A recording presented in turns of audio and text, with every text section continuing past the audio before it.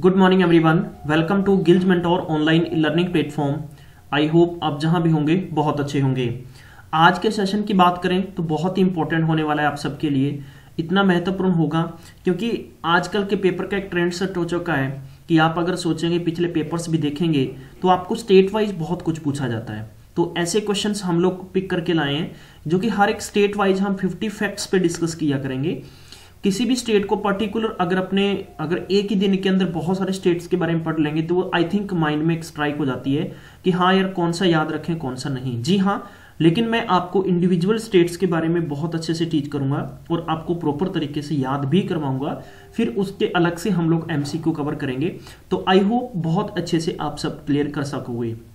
जो आने वाला पेपर पीपीएससी की बात करें, पीएससीबी क्लर्क की बात करें, आने वाली पटवारी पोस्ट की बात करें, एसएससी एंड आरपीएफ एग्जाम्स आपके चल रहे हैं। जी हाँ, इन सब के लिए एक रामबाण एक बहुत ही महत्वपूर्ण सीरीज सिद्ध होने वाली है, क्योंकि जितना आप इनको मेहनत से पढ़ोगे उतना ही आप सीख पाओगे। जी हाँ, गिल्ज मेंटोर आप तक सबसे पहले सरकारी नौकरी की स्टिक इन्फॉर्मेशन लेके आता है।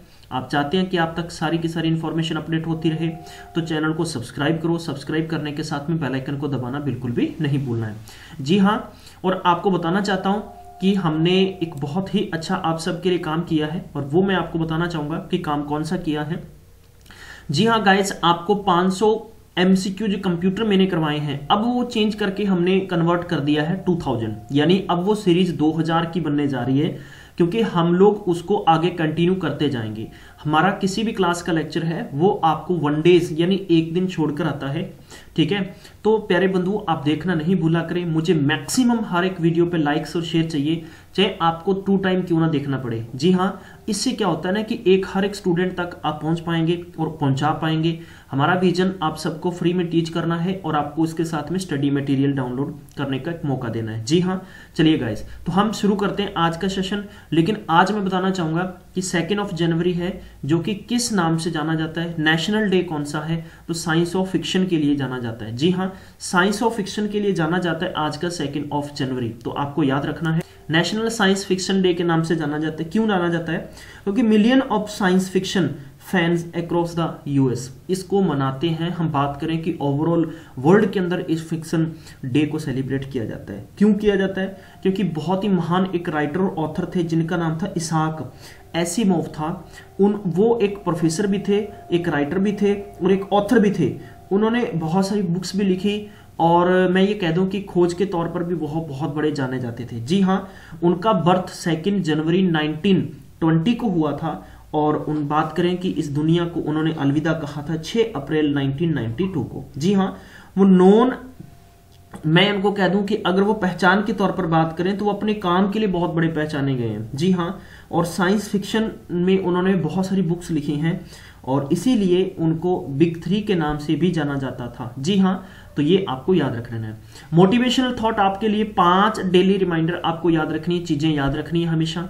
जब भी आप उठोगे, ठीक है, तो आपको ये अपने आप से वादा करना है कि आई एम अमेजिंग। नेक्स्ट है कि I can do anything, positive a choice. तो आपको हमेशा ध्यान रखना है कि बस आपने पढ़ना है। आप ये देखो कि कल मैंने बहुत कुछ पढ़ा है, ठीक है, और फटाफट से मुझे आपने चाय वाय अपने हाथ में लेनी है और मॉर्निंग सेशन के अंदर न्यूज़पेपर उठाइएगा। नहीं है तो आपको व्हाट्सएप सीरीज में सेंड कर दिया जाता है डेली। और आप एक काम करिएगा, मेरे साथ इस लाइव सेशन के साथ जुड़ा करें और उसके बाद में आप अपने आप से बात किया करें। ठीक है, ये सेलिब्रेट माई इंडिविजुअलिटी, यानी आप जब इंडिविजुअलिटी कहने का मतलब कि जब आप अपने आप से बात करेंगे, अपने आप का मतलब कि जो आपने सेशन देखा उसको अपने आप से रिपीट करिएगा। ठीक है, तो यही आपकी कामयाबी निकल के आएगी। I am prepared to succeed, तो ये बहुत अच्छी बात है। 5 बातें आप अपने आप से करें तो आपकी दिनचर्या डेफिनेटली चेंज होने वाली है। आप चाहते हैं कि आप हमसे व्हाट्सएप ग्रुप में जुड़े, व्हाट्सएप ग्रुप में आप कोई भी क्वेरी पूछ सकते हैं, तो डिस्क्रिप्शन बॉक्स में लिंक दे दिया, वहां जाके जुड़ सकते हैं। अगर आप टेलीग्राम हमारे ग्रुप में जुड़ना चाहते हैं तो व्हाट्सएप के साथ में ही आपको लिंक दे दिया गया, वहां से जुड़ सकते हैं। मैं संडे के दिन डेली शाम को आपके इंस्टाग्राम पे रिप्लाईज करता हूं, कोई भी क्वेरीज होती है तो आप मुझे वहां पर भेज सकते हैं। जी हाँ, मैं वहां पर जरूर चेक करता हूं। चलिए बात करते हैं आज के सेशन की। बहुत ही खूबसूरत से क्वेश्चंस हैं आप सबके लिए। और आज स्टेट जो रहने वाला है, आज हम कवर करेंगे उड़ीसा को। जी हाँ, अच्छे से समझ लेना कि उड़ीसा के बारे में क्या है। सबसे पहले जानना होगा कि उड़ीसा की कैपिटल सिटी क्या है। उड़ीसा की कैपिटल सिटी की बात करते हैं तो भुवनेश्वर। जी हाँ, याद रखिएगा भुवनेश्वर। ठीक है। यहाँ के सीएम की बात करते हैं तो नवीन पटनायक यहाँ के सीएम है और बीजेडी से हैं। इसके बाद में बात करते हैं कि यहाँ के गवर्नर की बात करें तो गणेशी लाल यहाँ के गवर्नर हैं। और स्टेटहुड की बात करें तो 1 अप्रैल 1936 को हुआ है। जी हाँ, स्टेटहुड की बात करें तो 1 अप्रैल 1936 को। जी हाँ, आज का पहला क्वेश्चन पूछ रहा हूं मैं, पंजाब का दर्जा कब दिया गया था? जी हाँ, तो आपने कमेंट बॉक्स में बताना है। पहला क्वेश्चन आज का पूछ रहा हूं। टोटल एरिया की बात करें तो मेरे साथ रिपीट करिएगा, ठीक है, मेरे साथ रिपीट करिएगा। यहां पर जो आपको टोटल एरिया दे रखा है उसको हमने रिपीट करना है, 1,55,707 किलोमीटर स्क्वायर। जी हाँ, रिपीट करना है मेरे साथ, 1,55,707 किलोमीटर स्क्वायर आपको टोटल एरिया दे रखा है। किसका? उड़ीसा का। जी हाँ, और अभी हाल ही के अंदर आपको पर मालूम होगा कि वहां पर गवर्नर का अपॉइंटमेंट हुआ था, तो ये भी आपको याद रखना है, ठीक है। एरिया की रैंक की बात करें तो 9वां रैंक आता है। किसकी बात करें? 9वां। पहला रैंक किसका आता है एरिया वाइज? राजस्थान का। ठीक है गाइस, अब आपको बताना है कि उड़ीसा का रैंक कौन सा आता है? 9वां। जी हाँ, पॉपुलेशन की बात करें तो यहां पर कितनी पॉपुलेशन है? 45 989 एंड 323 टोटल ये पॉपुलेशन है। आप इसको कैसे भी याद रख सकते हैं, ये डिपेंड करता है आप पे। जी हाँ, पॉपुलेशन बेस की रैंक की बात करें तो टोटल 11वीं रैंक आती है यहाँ की। जी हाँ, आपको याद रखना है। और सबसे पहले मैंने पहले सीरीज में पूछा था कि फर्स्ट रैंक किसकी है, तो फर्स्ट रैंक की बात करें तो वो यूपी की है। जी हाँ, पॉपुलेशन बेस पर आपको किसी भी स्टेट की पॉपुलेशन नहीं पूछी जाएगी, ये मैं आपको क्लियर कर दूं, ठीक है। सेंसस के क्वेश्चंस आपको डेफिनेटली पूछे जाएंगे, चाहे वो अब डेंसिटी की बात आती है, चाहे पॉपुलेशन रैंक की बात आती है, चाहे एरिया वाइज रैंक कितना है, एरिया जरूर पूछा जा सकता है आपसे, ठीक है गाइज। अब बात करते हैं कि डेंसिटी यहाँ पर 300 किलोमीटर स्क्वायर है, और अब बात करें कि स्क्वायर मीटर की तो है 760। ये आपको डेंसिटी याद रखनी है इसकी। लिटरेसी रेट है यहाँ का 72.87%, यानी ठीक ठाक मैं कह दूं कि काफी अच्छा है अदर स्टेट से। 72.87% क्या लिटरेसी रेट है। यहाँ का सेक्स रेशियो देखते हैं, मेल और फीमेल देखते हैं तो 1000 मेल पे कितना है? 979 फीमेल है। जी हाँ, तो ये आपको याद रखना है, ठीक है। ये इंपॉर्टेंट पॉइंट्स हैं जो कि आपको सेक्स रेशियो के बारे में पूछा जा सकता है, लिंगानुपात, ठीक है, जिसको हम कहते हैं। इसके बाद में आता है कि लेजिस्लेटिव असेंबली की बात करते हैं तो 147 सीट है, यानी 147 सीट है। पंजाब की बात करते हैं तो 117 सीट्स हैं। जी हाँ, मैं आपको साथ साथ में रिपीट करवाता रहूंगा कुछ बातें। यहां पर बात आती है कि जैसे कि लोअर हाउस यानी लोकसभा के लिए टोटल कितनी 21 सीटें हैं। जी हाँ, लोकसभा के लिए कितनी सीटें गाइस? 21 सीट्स हैं, आपको याद रखना है। और राज्यसभा के लिए कितनी सीटें? 10 सीटें। जी हाँ, बहुत इंपॉर्टेंट सभी के सभी बातें। और नंबर ऑफ डिस्ट्रिक्ट्स, यहां पर टोटल कितने डिस्ट्रिक्ट्स हैं? टोटल 30 डिस्ट्रिक्ट्स हैं, यानी 30 डिस्ट्रिक्ट्स हैं, ये आपको याद रखना है। जी हाँ, हम बढ़ते हैं आगे। आगे देखते हैं कि हाई कोर्ट की बात करते हैं कि उड़ीसा हाई कोर्ट लगता है। द चीफ जस्टिस ऑफ, उनका नाम क्या है? कल्पेश। जी आपको याद रखना है, कल्पेश सत्येंद्र जावेरी। जी याद रखेंगे आप, मेरे साथ रिपीट करिएगा। हाई कोर्ट की बात करते हैं तो उड़ीसा हाई कोर्ट कौन है? यहाँ के चीफ जस्टिस है उड़ीसा हाई कोर्ट के कल्पेश सत्येंद्र जावेरी। जी लैंग्वेज की बात करते हैं तो उड़िया भाषा यहां पर बोली जाती है। कौन सी भाषा? उड़िया। आपको पेपर में दे देगा कि which of the following language, ठीक है, तो यहां पर बोली जाती है, तो आपको याद रखना है कि उड़िया। यहां पर हिंदी भी देगा, लेकिन हिंदी नहीं बोली जाती, पंजाबी नहीं बोली जाती, या आपको कुछ भी इसके साथ में मलयालम या आपको तमिल कुछ भी दी जाए तो आपको याद रखना है, ऐसा बिल्कुल भी नहीं है। जी हाँ, union minister of India and constituencies, यानी भारत का जो मंत्री है और उनका लोकसभा का क्षेत्र है, उनका निर्वाचन क्षेत्र है, तो वो बात करते हैं श्री, आपको याद रखना है कि जोल ओराम, श्री जोल ओराम, ठीक है। ट्राइबल अफेयर मिनिस्टर है, ये बहुत अच्छी बात है। और इनका जो निर्वाचन क्षेत्र है वो है, आपका याद रखना है कि सुंदरगढ़। जी हाँ, सुंदरगढ़ इनका लोकसभा का क्षेत्र है और इनका नाम क्या है? श्री जोल ओराम। ये किसके मिनिस्टर हैं? ट्राइबल अफेयर के मिनिस्टर है। आगे बात करते हैं श्री धर्मेंद्र प्रधान। कौन नहीं जानता, ये क्वेश्चन इंपॉर्टेंट है, इसको टिक मार्क कर लीजिए। Petroleum and natural gas and skill development entrepreneurship जो मिनिस्टर है हमारे, और इनका जो निर्वाचन क्षेत्र है वो है देवगढ़। जी हाँ, आपको याद रखना है। यहाँ का फोक डांस, अब ये इंपॉर्टेंट पॉइंट निकल के आने लगे हैं। फोक डांस की बात करते हैं तो उड़ीसी होगा सबसे पहला, ठीक है। उसके बाद में होगा छाऊ डांस, जी हाँ छाऊ डांस। उसके बाद में हो गया कि घुमरा डांस, ये आपको याद रखना है।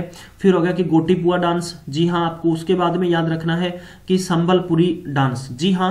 ये कुछ ज्यादा नहीं है, बहुत ही लिमिट है, इनको 2-3 बार मेरे साथ पढ़िएगा, नोट भी करिएगा।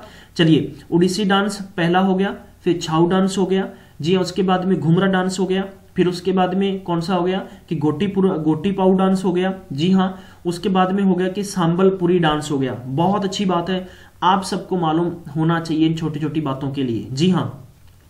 फेस्टिवल की बात करते हैं तो फेस्टिवल यहाँ के त्योहार कौन कौन से हैं, और आप सबको मालूम होगा कि यहाँ पेपर में पूछा जा सकता है कि सन टेम्पल कहाँ पर है, जी हाँ। अब मैं आज की सीरीज का दूसरा क्वेश्चन पूछ रहा हूं आपसे, बताइए सन टेम्पल कहां पर है, जी हाँ। चलिए बात करते हैं यहाँ की कि क्वाक सबसे पहले डांस फेस्टिवल हो गया, ठीक है, तो आपको याद रखना है फेस्टिवल। उसके बाद में आता है नेशनल पार्क। नेशनल पार्क की बात करें तो पेपर में बहुत बार पूछा जाता है, चाहे वो बैंकिंग एग्जाम भी क्यों नहीं हो, ठीक है।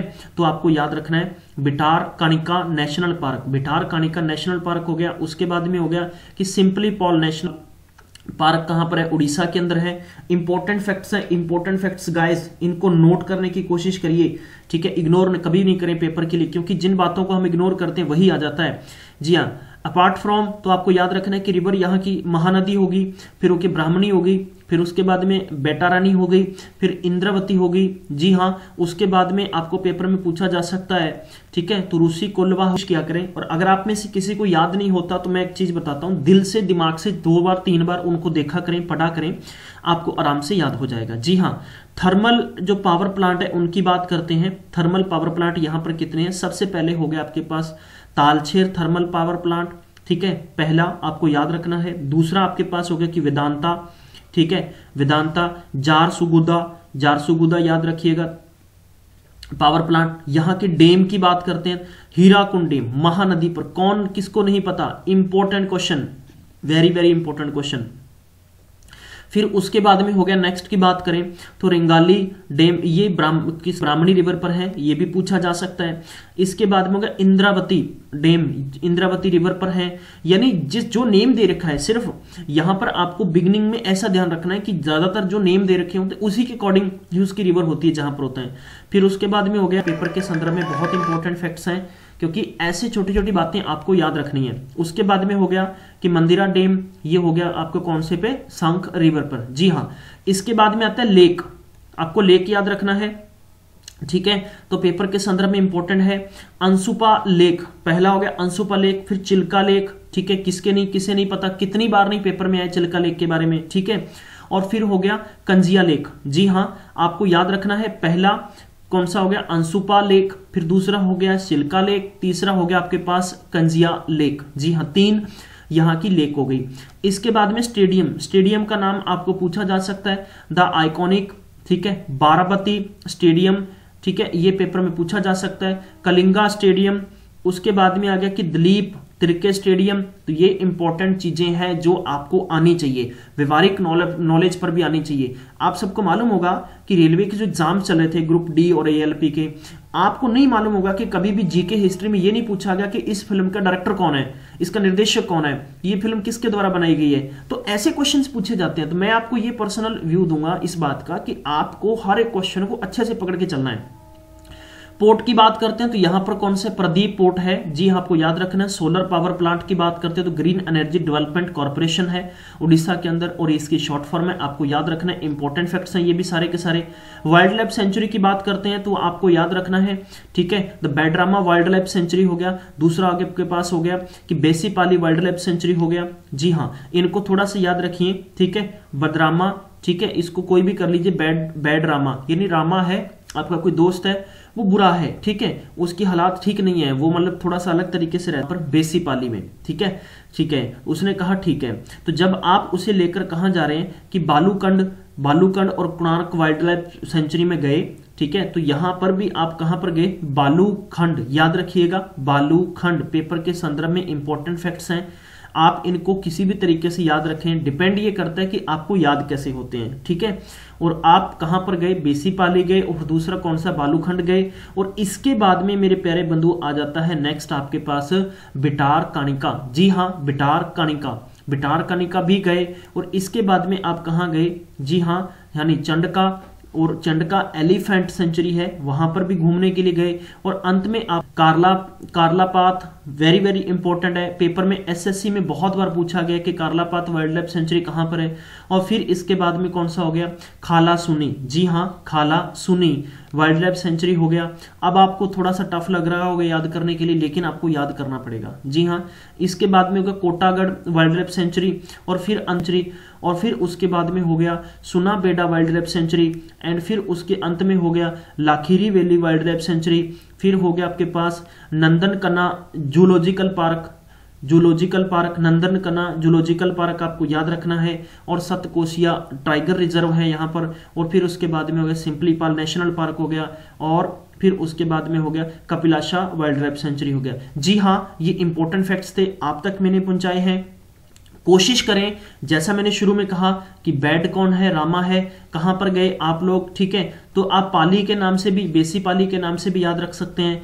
फिर आप कहां पर गए, खंड में गए, यानी छोटी छोटी बातें जिनको आप बार बार रिपीट करेंगे। कहने का मतलब कि 2 से 3 बार आप रिपीट करेंगे तो आपको आधार मिल जाएगा, शुरुआत मिल जाएगी याद करने के लिए कि हाँ यार ऐसे याद किया जाता है। And thank you so much guys, आपने टाइम दिया। मैं मिलूंगा नेक्स्ट में, तब तक अपना ख्याल रखिएगा and have a nice day.